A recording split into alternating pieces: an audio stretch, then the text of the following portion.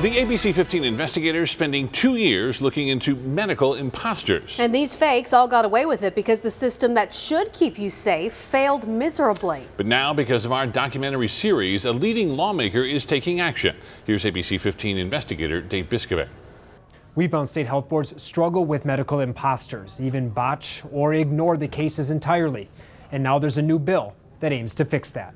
You've written Dr. Craig on people's business cards. Craig Scherf spent more than a decade playing doctor when he's not. Doing Botox. No, I'm not.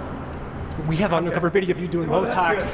That's good. Where are you getting it from? Dentist Pankaj Goyal I'm going to ask you to leave, thank you. forged his anesthesia credentials. Tell me if you did this, you have proper training somewhere so we know. Thank you. I would ask you to leave. Thank you so much. And fake nurse Andronique Walls ran a med spa for months. You're not Brittany. Excuse me? You're not Brittany. What do you want? Each of them were reported to authorities multiple times but not stopped until we exposed them. Representative Nancy Bartow just filed House Bill 2118.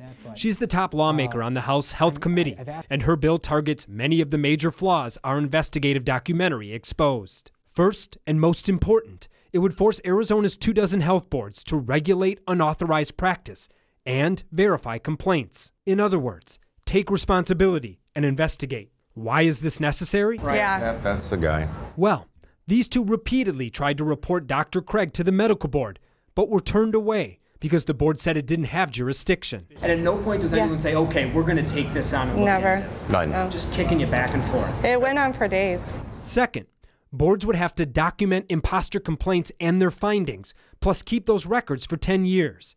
Third, boards would be required to post imposter names. Why is this important? In a 5-year period, we found more than 130 people were reported to health boards or law enforcement for illegal practice. But only 2 boards publicly post those imposter names. The nursing board is one of them. And again, going back to our mission is to protect the public. So if we know someone has been holding themselves out without a license, we want the public to know about that. Fourth, boards would be required to notify either a county attorney's office or the attorney general's office about imposters.